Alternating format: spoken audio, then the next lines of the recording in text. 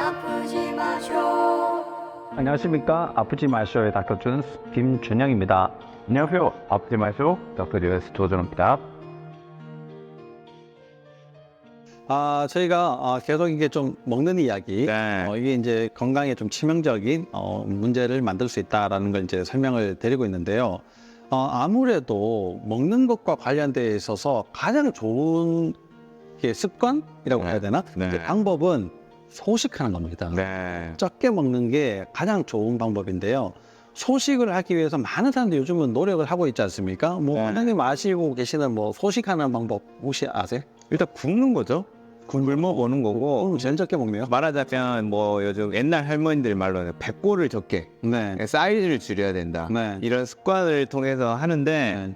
결국 그게 굶는 게 되더라고요. 보통 네. 이렇게 하다 보면. 네. 네. 그래서 한 3주에서 4주까지는 잘 버티는데 그 다음에는 이제 본인인지 아니면 다른 사람하고 약속인지는 모르지만 이 치팅데이라는 게 있지 않습니까? 네, 네. 치팅데이는 마음 놓고 이제 허리띠 풀고 이제 먹게 되면서 네. 그 다음날부터는 다시 제자리. 네. 아니면 오히려 요요. 네. 요렇게 끝나는 경우들이 많잖아요. 네. 네. 이게 이제 굽는 것이 이제 효과는 굉장히 빠를 수 있지만 네. 문제는 계속 실패 경험을 하게 만들어 가지고 네. 결국은 어떤 성공도 이루어낼 수 없게 네, 만드는 게 가장 큰 단점입니다.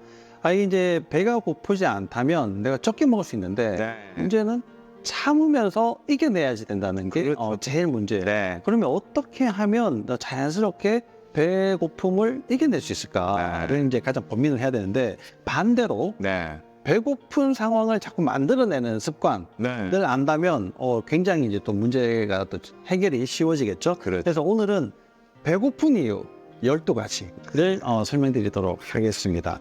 배고픈 이유 무슨 문제가 제일 첫 번째 있겠습니까? 뭐 식재료부터 좀 따져볼 필요가 네. 있겠죠. 말하자면 우리가 중요한 식재료들을 비타민으로 먹는 분이 있거든요. 영양제로. 네. 근데 실제로 우리 몸을 돌리기 위해서는 이런 미네랄이라든지 소량 영양소가 아닌 대영양소가 필요하지 않겠습니까? 네. 단백질, 그리고 탄수화물, 지방. 네. 1번 단백질 부족이 좀 있을 수 있을 것 같아요. 그렇죠. 3대 영양소에서부터 문제가 생겼기 때문에 내가 계속 이상한 문제를 겪고 있는 건데 네. 5대 영양소에 해당되는 비타민, 미네랄로 네. 이겨내려고 하니까 그렇죠. 그게 이제 문제가 돼요. 네. 그중에 단백질 섭취가 배고프게 만드는 가장 큰 이유가 네. 결국 이제 배고픈 거는 아미노산 결핍이에요. 네. 네. 네, 그렇게 이제 생각하시면 됩니다. 또 두 번째, 배가 고파서 자꾸 먹게 되는 이유. 네. 네. 결국에 우리 밤에 뭘 찾죠? 저희 냉장고 열어보지 않습니까? 네. 그러면서 그거 소화시키느라고 또 잠을 못 자고 아침에는 부글부글하고 네. 배가 부르니까 아침을 또 안 먹고 네. 그 점심에 일 나갔다가 저녁에 오면은 이제 막걸리 한 잔에다가 또 약 폭식하게 되고 그러면 원장님 이야기를 하지 말고 그러면서 생기는 수면 부족. 실제로 우리가 다이어트 실패의 가장 위험한 요소가 네. 뭐 나쁜 뭐 음식을 먹고 뭐 나쁜 습관이 있고 뭐 운동 안 하고 이런 거보다 수배에 높은 게 수면 부족. 네. 수면 부족이 있으면 살도 못 빼는데 더 많이 먹게 되는 이런. 우리가 먹게 되는 이유를 자세하게 한번 생각을 해봐야 되는데요. 네. 먹게 되는 이유는 결국은 좋은 세포를 만들어낼 영양분을 섭취를 네. 하기 위해서 공급받기 위해서 이제 먹는 겁니다. 네. 그러면 이제 세포를 좋게 만든다는 것이 무슨 의미냐? 제일 첫 번째 세포막이 있어야지 돼요. 네. 두 번째 DNA가 있어야 되거든요. 이걸 만들려면 기본적으로 탄수화물이 이제 필요합니다. 네. 이걸 이제 이용을 잘해서 세포가 계속 구성을 잘 유지를 하려면 효소라는 것이 있어야 되는데 네. 그 효소가 다 단백질로 만들어져 아미노산으로 만들어지고 이 세포가 살아가야 되지 않습니까? 네. 그러면 또 탄수화물 에너지로 써요. 네. 그러니까 지방, 단백질, 뭐 탄수화물, 또 지방, 뭐 단백질, 탄수화물 이게 계속 구성이 잘 맞춰져야지 이제 되는 건데 그것이 내 몸을 회복시킬 때 만들어진단 말이에요. 그렇죠. 이게 뭐 대낮에 내가 막 일하고 있을 때 만들어지는 게 아니고 회복할 때 만들어지는데 그 회복이라는 것이 잘 때 된다면 잘 때. 그렇죠. 그렇죠. 그래서 특히 이제 새 나라의 어린이는 언제 자야 됩니까? 네. 9시 뉴스 하기 전에 하나요? 그렇죠. 네. 9시면 자야 되는데 네. 요즘 애들도 수면 시간이 굉장히 늦어졌지 않습니까? 그렇죠. 어른은 더 늦습니다. 네. 근데 이 회복 호르몬이라고 하는 것이 10시부터 2시까지 나오네요. 네. 또 운동할 때도 나옵니다. 네. 근데 운동 안 하죠? 네.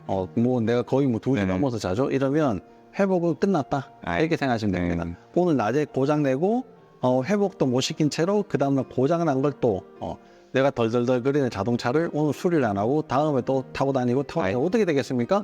그 언젠가는 문제가 이제 생기는 거죠. 그래서 수면이 비만과 굉장히 관련이 많다라는 이야기.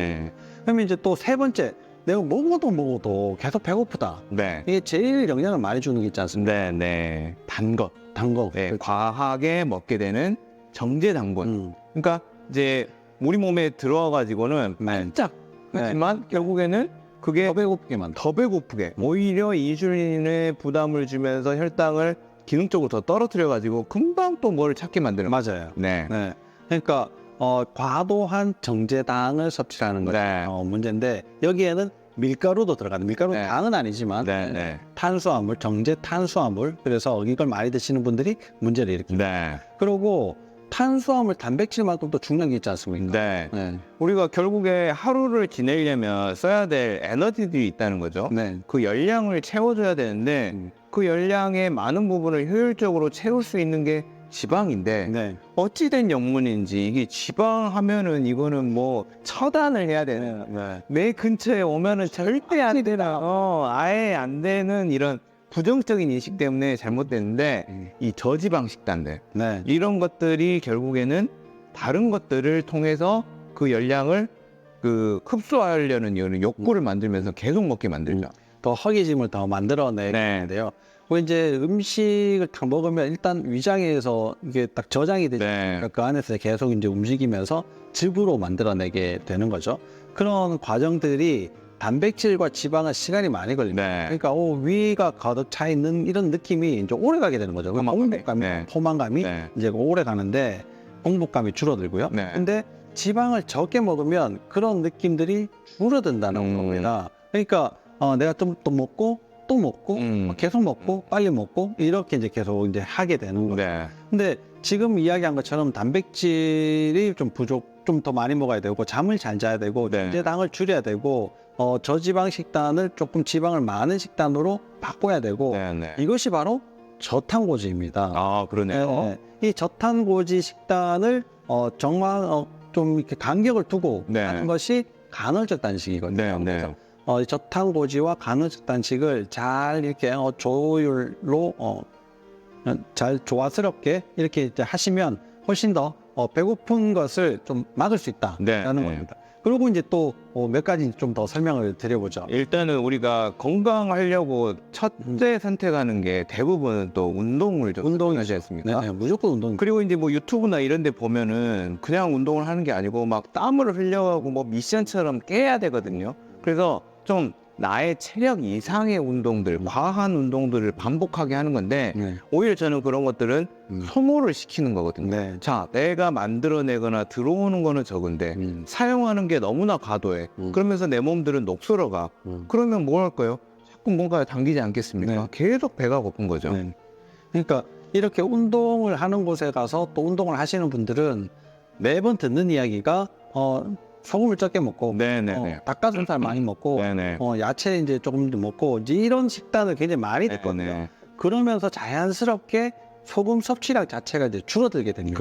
그러면서 물은 엄청 많이 먹는데 물을 많이 먹느냐 적게 먹느냐도 물론 중요하긴 하지만 더 중요한 것은 내가 물을 얼마나 많이 가지고 있느냐가 훨씬 더 중요한데 소금이 줄어들게 되면요 수분을 그만큼 못 가지고 있게 그냥 먹는 게 허사다, 노력이 허사다. 대신에 이제 뭐 커피라든지 이런 것들은 자꾸 이제 다른 음료들을 많이 먹지 않습니까? 운동했으니까 에너지 드링크, 그렇죠. 뭐 복합, 뭐 이온 음료, 뭐 이런 것들 이제 계속 드시게 되니까 내가 물을 먹는 것이 부족해지기도 하고 많이 소모도 되고 내가 가지고 있지 못하게 되고 그것이 또 이제 문제가 되는 거죠. 그리고 또 식이섬유가 부족해지면요 이게 변이 제대로 안 만들어지거든요. 그러다 보니까 이게 이제 항상 장에 뭐가 차 있는 느낌이 아니라 비워진 느낌. 이 계속 이제 되는 거예요. 그러니까 식이섬유가 너무 부족하게 드시는 것도 배고픔을 빨리 만드는 또 하나의 원인이 있는 겁니다. 또 마시는 칼로리. 그렇죠. 뭐 음료수를 계속 많이 마신다. 이 물은 빨리빨리 내려가 버리거든요. 그러니까 이제 늘 헛헛한 느낌. 또 그런 음료수에는 항상 당도 많이 들어있고 특히 액상화당 이런 것도 많이 들어있으니까 이런 게 내 공복감을 더 유발시킨다라는 겁니다. 또 뭐가 있을까요? 만병의 근원 스트레스죠. 근데 스트레스를 받게 되면 우리 몸에 스트레스 호르몬이 올라가거든요. 네. 근데 우리가 스트레스를 받았다는 거는 세포 입장에서는 어떤 상황이냐? 위협을 받는 상황이에요. 그렇죠. 그럼 위협을 받으려면 많은 에너지 자원들을 확 끌어내야 되지 않겠습니까? 네. 그래서 실제로 우리 몸에 있는 혈당을 확 올립니다. 그 혈당 올려가지고 여기저기에서 빨리 위협한 상황에 대응하려고 하는데 이게 부족하다 생각이 되면 어떨까요? 자꾸 식욕을 올리겠죠. 그렇죠. 그리고 데서 빨리 공급을 더 많이 해줘. 그것도 이제 빨리 먹을 수 있는 거, 굉장히 단 것들, 이게 마시는 어떤 포도당 성분들 이런 것들을 자꾸 당기게 하면서 오히려 처음에는 이런 상황들이 안정화된 것 같지만 그 상황이 오히려 스트레스 상황으로 나한테 다시 오는 거야. 네. 네, 그러면서 스트레스 호르몬 더 올라가고 혈당은 더 올라가고 이걸 낮추려는 인슐린은 더 나오면서 더 떨어지고 이렇게 계속 왔다 갔다 하면 더 먹어야 되고. 그죠? 악순환이 계속 되는데 이거를 버텨줄 때까지는 우리 몸에서 버텨주는데 네. 그게 한계가 지나면 대사 자체가 변해버린다는 거. 그러면서 이제 대사 증후군에 들어가는 비만, 당뇨, 고지혈증, 고혈압을 넘어서 조금 더 나아가면 암까지도 영향을 미친다. 네. 그런 습관 중에 이제 가장 큰 문제가 빨리 먹는 거. 빨리 이제 대충 이제 씹어주고 이제 먹고. 왜냐면 바쁘니까. 그렇죠. 그리고 10분이면 너무 긴 거 아니에요? 네, 그렇죠. 그리고 이제 안 그래도 뭐 일 못한다고 계속 야단 맞는데 네. 빨리 가서 또 일해야 되고 뭐 이런 이제 직장 스트레스. 그래서 막 사람들 먹잖아요. 말아가지고 그냥 이렇게 국밥으로. 네. 또 스트레스 받으면 또 어떻습니까? 양푼이에 막 이제 먹는 그렇죠. 네, 뭐 이런 것들이 네. 문제를 많이 일으킵니다. 그리고 식사 중에 네. 딴짓하는 사람 있잖아요. 네, 뭐 네. TV 보면서 이렇게 먹는다든가. 그렇죠, 그럼 그렇죠. 어떻게 되겠습니까? 이게 씹는 거에 집중하지 않고 네. 대충 먹어요. 네. 뭐 반찬도 뭐 편식하게 가는 애들이 많겠죠. 네. 대충 먹게 되고. 뭐 신문 보고 뭐 핸드폰 보고 요즘 뭐 신문보다는 핸드폰을 훨씬 더 많이 보겠지만 그렇게 딴짓을 많이 하면서 식사할 때 먹고 나면 내가 먹었나? 이런 생각이 들 정도로 이제 문제들을 많이 일으키게 됩니다.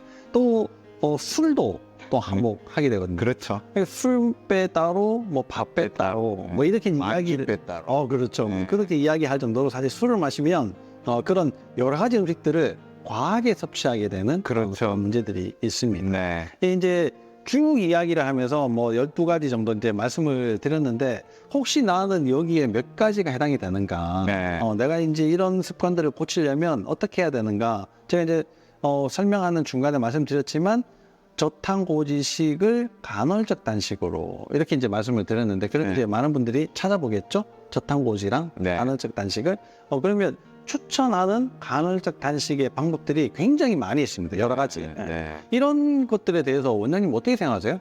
네. 일단 장을 씌워주는 거. 네. 이 금식을 해주는 과정은 굉장히 우리 몸에 도움이 되거든요. 네. 그런데 시간에 일단 얽매이지 마십시오. 네. 자, 배가 고픈고 내가 포만을 느끼는 이런 감각을 조금 익히신 이후에 내가 배가 고플 때만 먹고 배가 안 고플 때는 충분한 간격을 두는 게 간헐적 단식의 핵심인 것 같아요. 뭐 16대 8이다, 네. 5대 2다, 뭐 네, 이런 네. 꼭 그런 건 룰을 지키는 게 아니라 그래야 지속 가능하다. 지속 가능한 방법으로 장을 좀 비워주는 시간을 네. 더 가져라. 네. 그리고 탄수화물, 단백질, 지방을 적절하게 섭취를 하시되 지방을 조금 더 지금의 내가 가지고 있는 개념보다는 드셔도 훨씬 건강해질 수가 있겠다. 좀 비계 다 떼내고 뭐 이렇게 네. 나도 네. 정제당, 특히 이제 저희들이 말씀드리는 설탕, 밀가루, 과일, 음료수를 섭취하는 걸 좀 줄이시면 그런 것들이 내 몸에 도움이 많이 되는 거예요. 그렇죠. 사실 지방이 좋다 그래가지고 네. 설탕도 먹고 지방도 먹고 네. 오늘 회식했는데 또 뒤돌아서서 아이스크림으로 후식을 먹고 네. 이런 거는 하지 마셔라 네. 이런 이야기입니다. 네.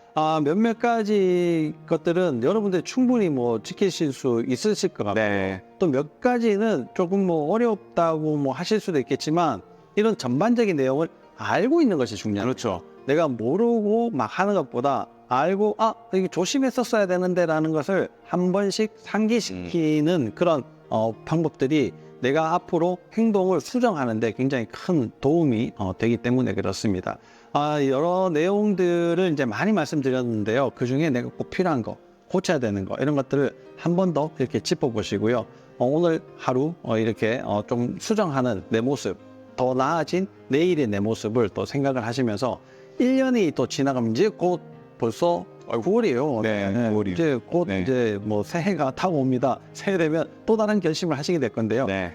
수정하는 이 과정이 습관이 되어 있으면 내년에 확실하게 바꿀 수 있거든요. 네. 그래서 오늘부터 시작을 한번 해보시는 것이 여러분들 건강을 지키는 데 큰 도움이 될 거라고 생각을 합니다. 아프지 마쇼